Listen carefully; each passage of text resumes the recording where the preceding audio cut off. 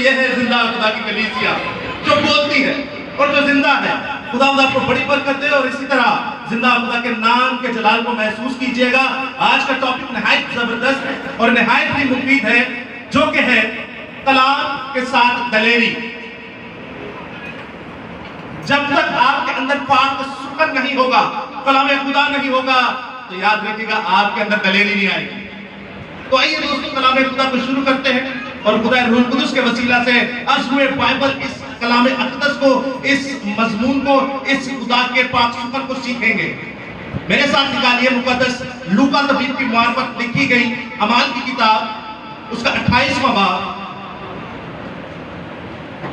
और उसकी 31वीं आयत।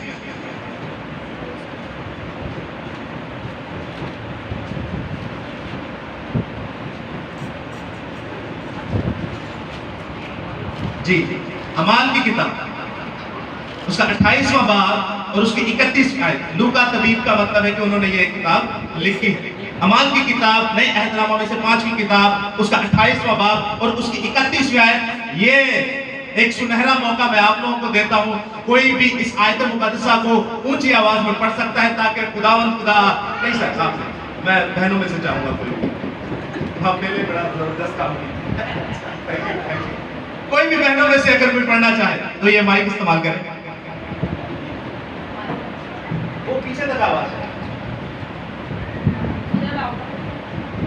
तो पालूस ने सूबेदार और सिपाहियों से कहा कि अगर ये जहाज पर ना रहेंगे तो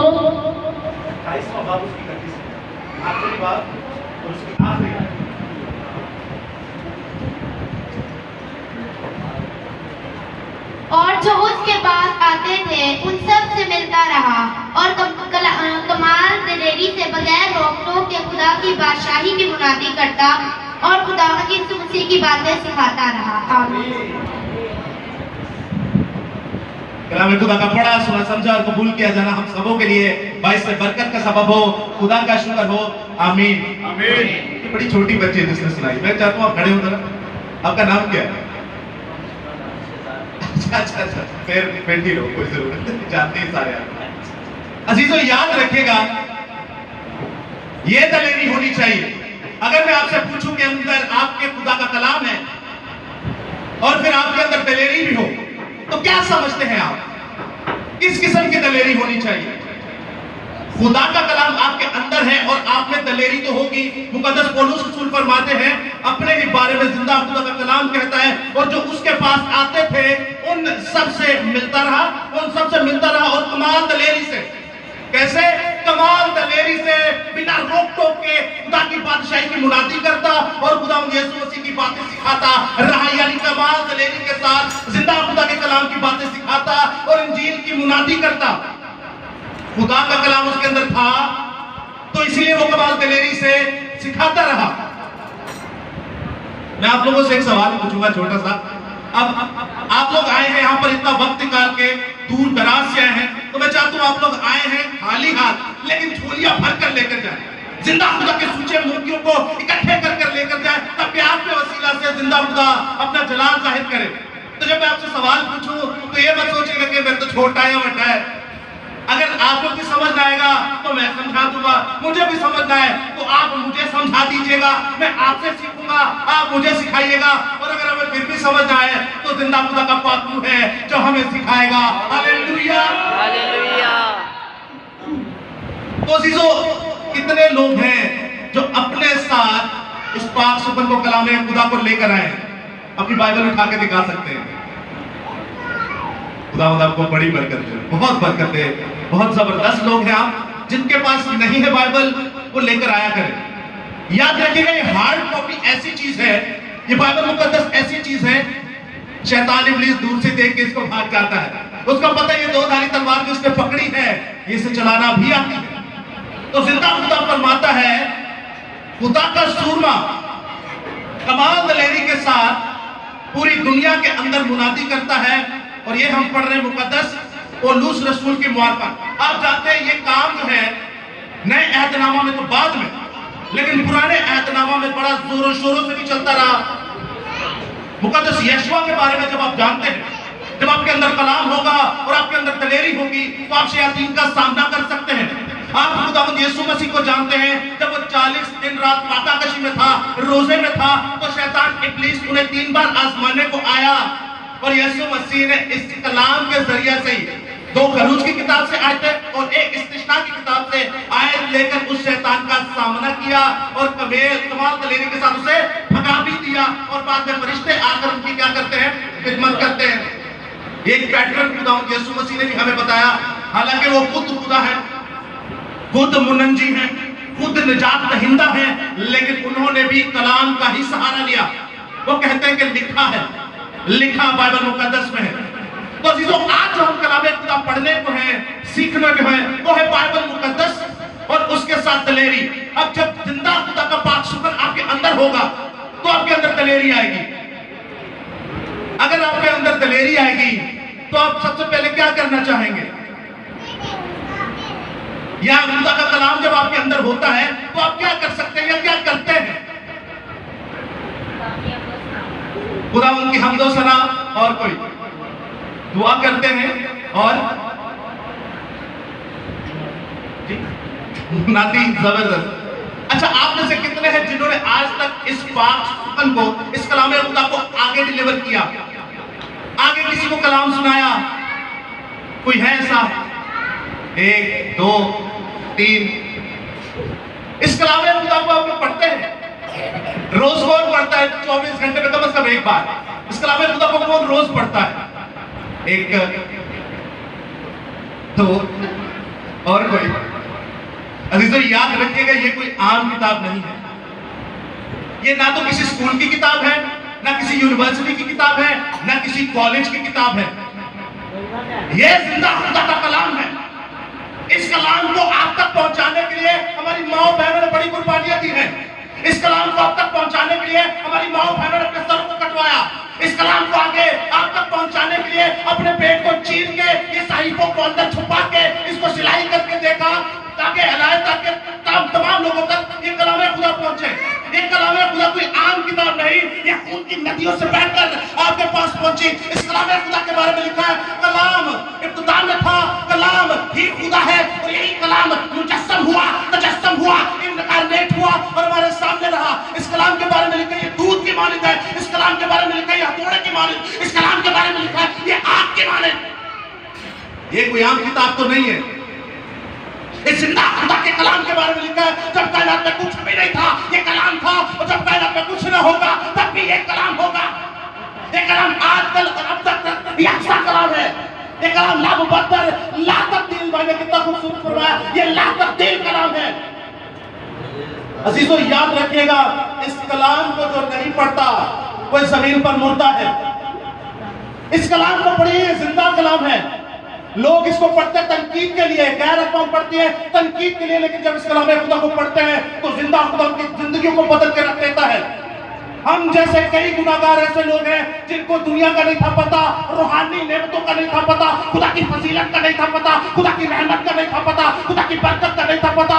लिए सारी बरकतें जा रहे लेकिन शुक्रगुजारी नहीं। लेकिन अजीजों, जब ये कलाम खुदा हमारी नस नस में, हमारे दिल में, हमारे बदन में, हमारे डीएनए में आया, तो तब हमें पता चला कि इस कलाम खुदा की क्या अहमियत है।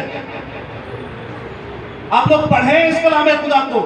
आपको पता है बाइबल में लिखा है ये कलाम जब आपके अंदर आएगा तो कमाल दलेरी के साथ इस कलाम को आप डिलीवर करेंगे और दूसरे की रूह को बचाएंगे।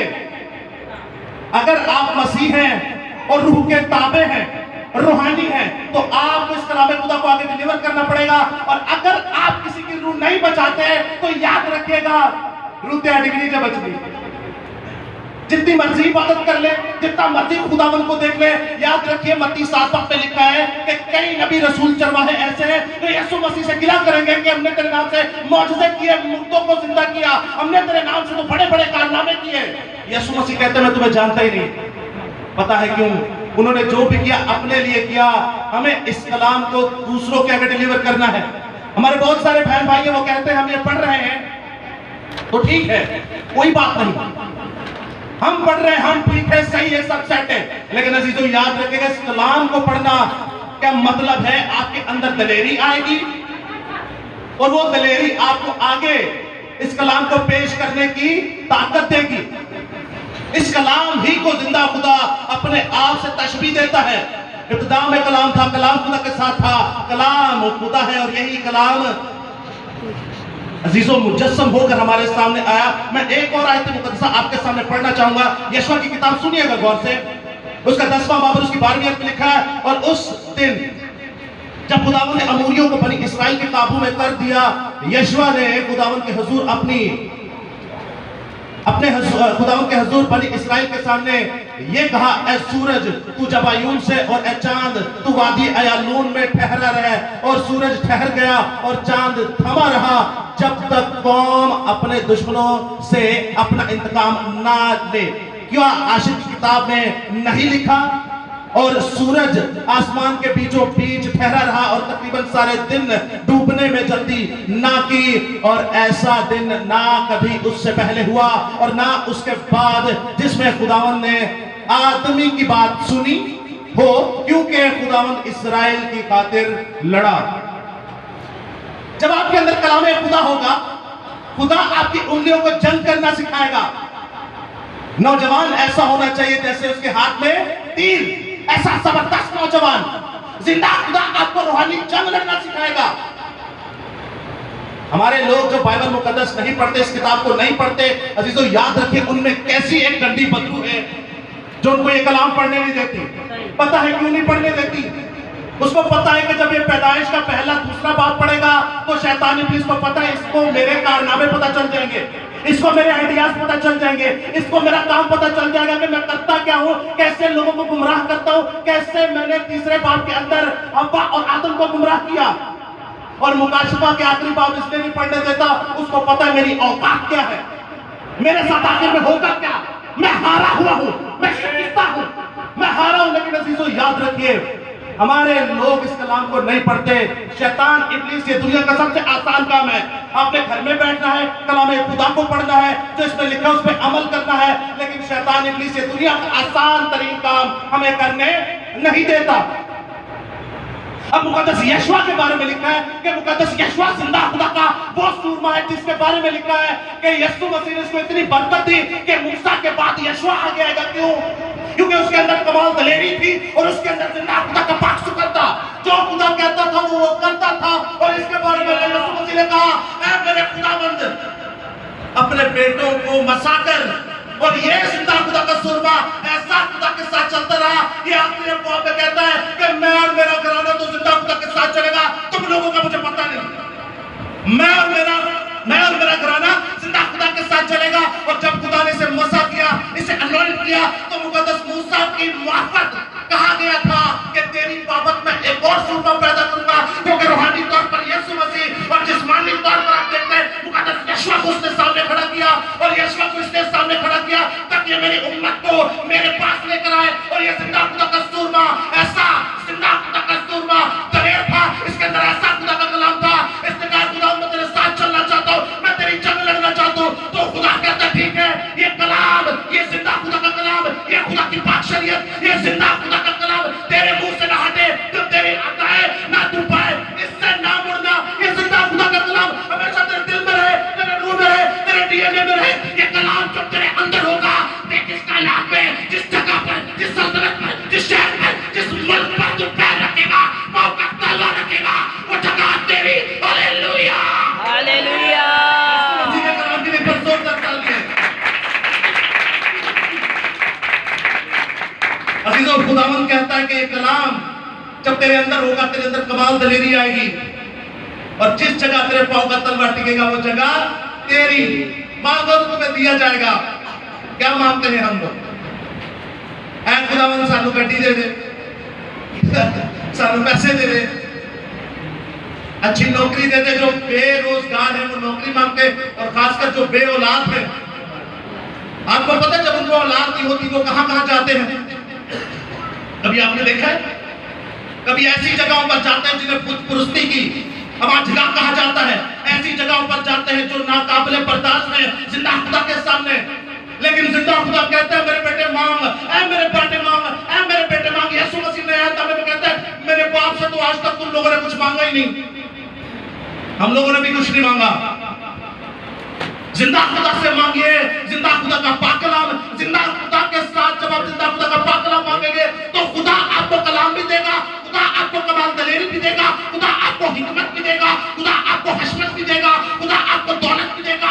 जिंदा खुदा इसी जमीन पर आपको बरकतों से मालामाल करेगा। आप मांगिए, क्या खुदा के कलाम मुझे दे ताकि मैं कमाल दलेरी के साथ दूसरों की रूहें बचाऊं। यीशु मसीह जिंदा यहोवा पाक खुदा कहता है कि ऐ मेरे बेटे सबूतों के अंदर, ऐ मेरे बेटे मुझसे मांग, मैं कौमें तुझे मिरास में दे दूंगा। हालेलुया। जिंदा खुदा आपको कौमें मिरास में देना चाहता है। हम क्या मांगते हैं? कहता है कमाल दलेरी ना, तुझे इंडिया दे दूंगा, तुझे ऑस्ट्रेलिया दे दूंगा, तुझे अमेरिका दे दूंगा, तुझे अफगानिस्तान दे दूंगा। लेकिन अजीजों, हम वो चीजें मांगते हैं जो फानी है, हम वो चीजें मांगते हैं जो नजर आती है। हमें गैर फानी चीजें मांगना चाहिए। आपको पता है कि ये जो मैंने आपके सामने दूसरा इस्तवाक पढ़ा, इस बंदे के अंदर कमाल दलेरी थी क्योंकि इसके अंदर खुदा का कलाम था। इसने कहा खुदावंद, ऐ सूरज थल्ले नहीं आना चाहिए, चढ़ आना, दोपहर है ना तो ये दोपहर ही रहनी चाहिए। फिर उसने कहा चांद जो है वो ऊपर ना आए। क्यों? क्योंकि जेडे अमूरिया मैं मारन दिया, शयातीन के साथ जो जंग लड़ रहा हूं, 3 ही दिन में मैं ये जंग खत्म करूंगा, मुझे रात नहीं चाहिए। आगे जब पढ़ते तो 31 बादशाहों को इस अकेले, मूसा से भी ज्यादा 31 बादशाहों को इस अकेले सूरमा ने चित किया, सफाई हस्ती से मिटाया। टोटल करके लिखे हुए 31 बादशाह।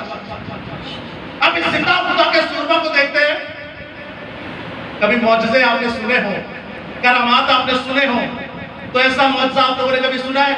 24 घंटे सूरज आसमान ती रहा होए, रात के 12, 1, 2 बजे भी सूरज हो और दिन में हो। कभी सुना आप लोगों ने? नहीं सुना होगा आपने। कभी पढ़ा है आपने बाइबल में से? नहीं पढ़ा होगा। अजीजों, हमारा खुदा ऐसा खुदा है, जब आप उसके साथ चलते हैं, उसके कहने से आसमान बन जाते हैं, उसके इरादा करने से जमीन बन जाती है, उसके कहने से चीजें वकू में आना शुरू हो जाती हैं, आसमान के फरिश्ते बनना शुरू हो जाते हैं, समंदर और समंदर की तह की जानदारों को खुदा चीजें वकू में ले आता है। हमारा जिंदा खुदा कहता है कि जब तू मेरे कलाम के साथ चलेगा, मेरे साथ चलेगा, मैं तुझे कमाल दलेरी दूंगा और इन शयातीन के ऊपर काबिज करूंगा। आप जब नासा की रिपोर्ट पढ़ते हैं, नासा साइंस का ऐसा इदारा है, साइंस खुदा को नहीं मानती।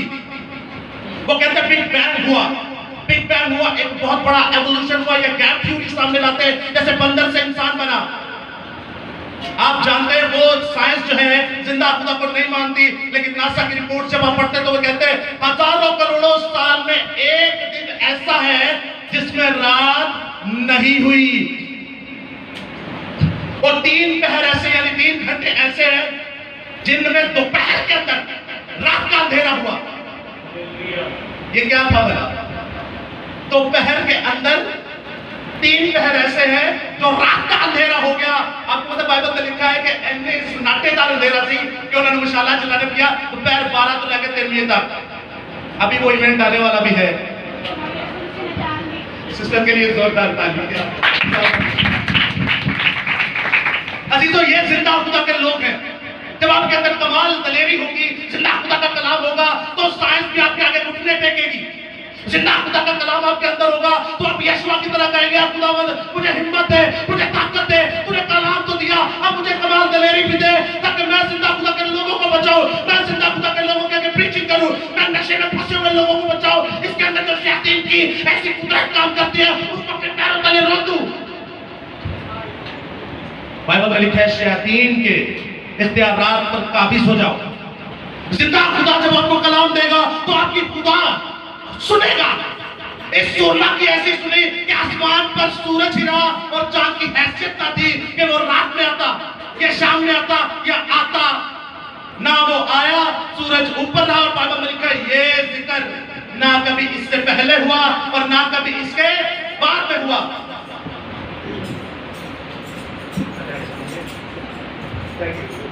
अच्छा, पानी आया है, मैं एक बात डिस्कस करूं कि जरा खून पसीना निकलना चाहिए। नौकरियां तो निकल रहा कि नहीं? निकल रहा कि नहीं? कार काम करो, निकल रहा कि नहीं? 12 घंटे 8 घंटे नौकरी करना का नहीं। अजीजों, इस कलाम को 12 8 घंटे पढ़े। नौकरी आपको पैसे देगी, ये कलाम आपको आसमान की सैर करवाएगा। इसी जमीन पर रहते हुए ये कलाम आपको आसमान की सैर करवाएगा। पसीने, खून पसीना लफ्ज सुना होगा आपने, सुने कि नहीं? ये सही लफ्ज है। आप पैदाइश 3 बार देखे, जब खुदा ने बाप आदम को सजा दी तो उसने क्या कहा? आपको कैसी कमाएगा? खून और पसीने से। पढ़िएगा, वो लिखा है मुंह के पसीने की। क्या लिखा है? आप लोग मेरे साथ बोलिएगा, आपको याद रहेगा। मुंह के पसीने की। क्या लिखा है? मुंह के पसीने की। क्या लिखा है? मुंह के पसीने की। खून पसीने के लिए नहीं चलिए। लेकिन हम लोग जो सुनते हैं वही बोलते हैं। तभी मैं कहता हूँ इसको पढ़ें। ये छोटी सी बात बाइबल में लिखा, लफ्ज मार डालते हैं। ये छोटी सी बात आपके लिए फंदा बन सकती है।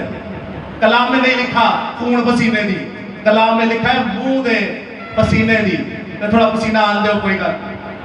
हम जब उल्टे काम करते हैं, रातों को जब हम नशे में होते हैं, एक वक्त था जब रातों को हम शराबें पीते थे, चरसे पीते थे, नशे करते थे, गंदी हरकतें करते थे, गंदे काम करते थे, खुदा को नाराज करते थे, तो तब भी बड़े पसीने आते थे, तो एंजॉय करते थे। लेकिन आज जब यीशु की मशक्कत, यीशु की मजदूरी करने को है, तो तब भी पसीने आने दे, कुछ नहीं होता।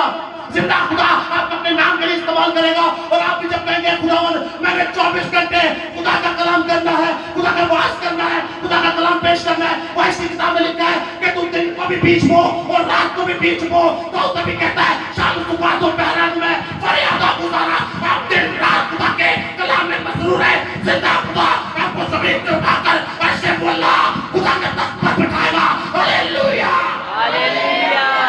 जिंदा खुदा की कुदरत के लिए एक बार जोरदार तालियां। हालेलुया।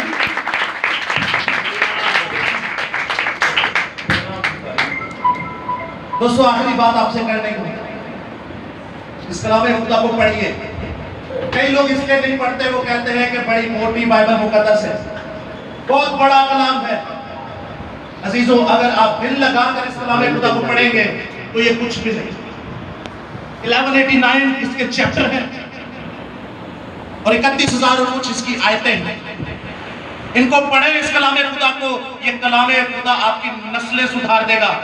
हम कहते ना खुदा मैं बीमार हूं, आप कहते ना खुदावन मेरी नस्ल जो है वो नाफरमान है, आप कहते हैं ना कि मुझे पैसे पूरे नहीं पड़ते, आप कहते हैं ना कि मेरा ये मसला है, मेरा ये मसला है, मेरी ये परेशानी, मेरी ये परेशानी, मेरी ये दिक्कत है, मेरी ये तकलीफ है, मेरी ये मुसीबत है।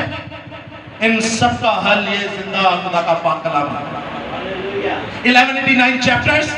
जब आप आधा घंटा इस कलाम खुदा को हर रोज देंगे, कितना? सिर्फ आधा घंटा इस कलाम खुदा को हर रोज देंगे। कैलकुलेट कर कर देख लीजिएगा अहवाब को और कैलकुलेट करके देख लीजिएगा वक्त को। पौने 1 साल के अंदर, 1 साल 3 महीने के अंदर आप इस पूरे कलाम को पढ़ लेंगे, पैदाइश से मुकाशफा तक। और अगर आप डेली एक बाब पढ़ते हैं, एक बाब में कितना टाइम लगता होगा? मुश्किल से 5 मिनट। तो 5 मिनट अगर आप डेली बाइबल मुकद्दस को दें तो 3.25 साल के अंदर आप पैदाइश से मुकाशफा तक बाइबल मुकद्दस खुदा को पढ़ सकते हैं। आप ईमान रखते हैं कि ये तहरीरी खुदा है, ये खुदा है। आप यीशु मसीह को नहीं देख सकते, इसको पढ़ें, आपको यीशु नजर आएगा। आप यहोवा खुदा को नहीं देख सकते, इसको पढ़ें, आपको यहोवा नजर आएगा।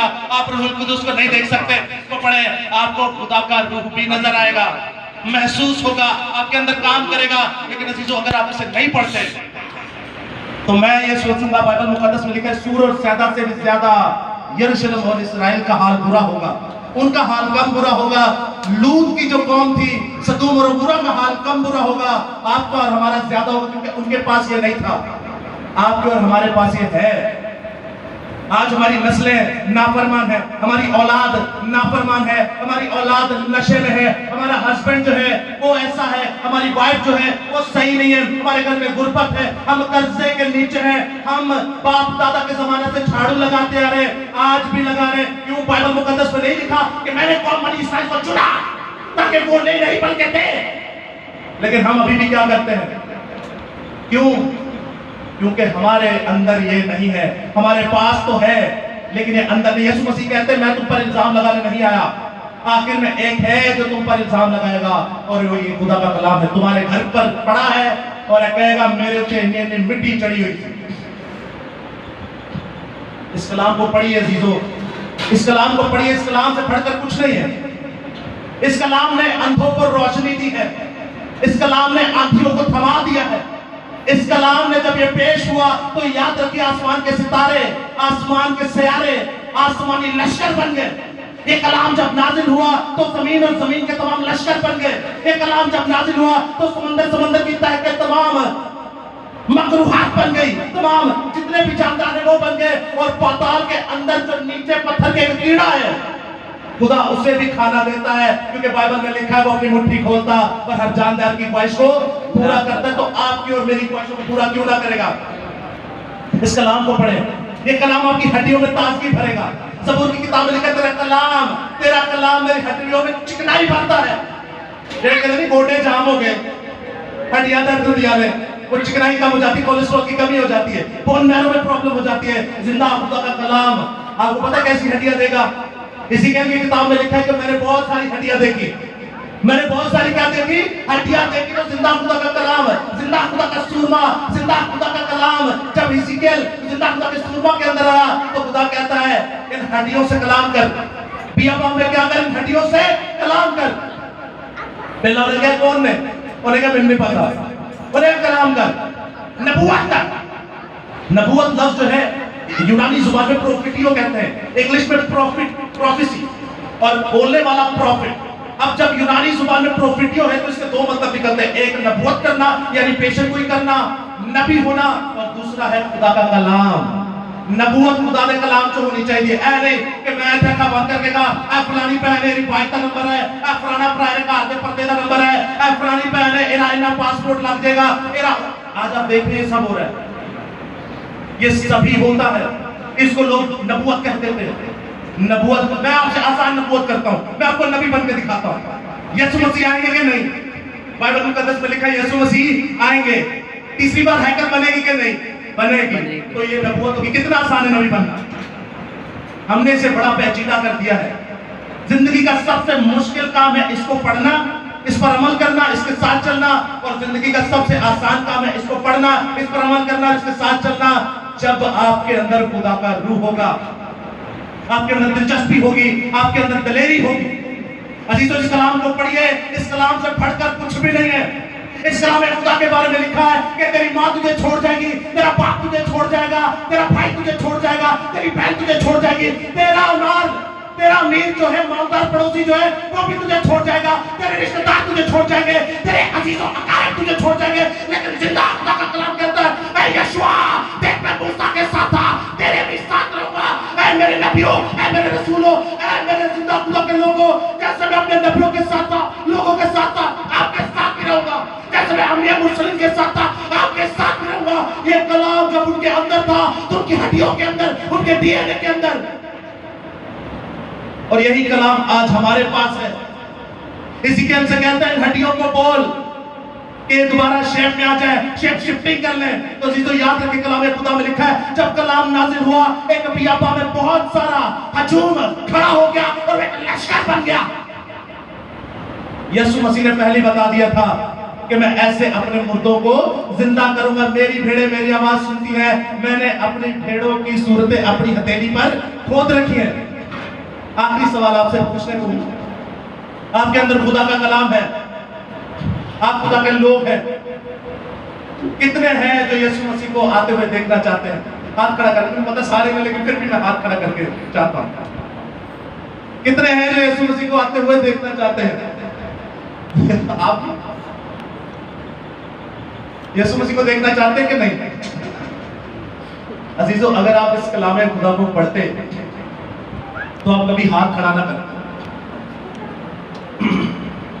किसी को अगर पादरी पागल हो, अगर आप कलाम खुदा को पढ़ते तो आप कभी हाथ खड़ा ना करते। हम वो नहीं जो यीशु मसीह को नीचे आते हुए देखेंगे। यीशु मसीह के बारे में लिखा है मैं आखिरी नरसिंगे के साथ आऊंगा, पुकारा फरिश्ते के साथ आऊंगा, मैं जोर की ललकार के साथ आऊंगा, और देखो जो मेरे लोग हैं वो हवा में उड़कर मेरा इस्तकबाल करेंगे। पहले तो वो जब मुर्दा है वो कब्रों को चीर के, कब्रों को चाक करके आसमान पर मेरा बैठ लोग हैं, आपके बदनों को उठा दिया जाएगा और आपको जलाली पकड़ दिया जाएगा। हम और आप मिलकर जो जिंदा खुदा के लोग हैं आसमान पर यीशु का इस्तेमाल करेंगे और जो नीचे देखेंगे वो मरेंगे। हालेलुया। आप और हम जिंदा खुदा का इस्तेमाल आसमान पर करेंगे। असि थल्ले वेखण वाले लोग नहीं, जो नीचे देखेंगे वो मरेंगे। सो खुदा आपके साथ हो, खुदा आपको बड़ी बरकत दे। आज का कलाम हमारे लिए बाइस से बरकत हो। सो मैं चाहता हूं खुदा बाप के लिए, यीशु मसीह के लिए, खुदा की पाक शरीयत, खुदा के पाक वचन और तेरी खुदा बाइबल मुकद्दस के लिए एक बार जोरदार तालियां।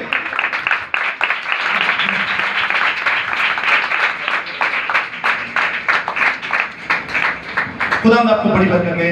आमीन।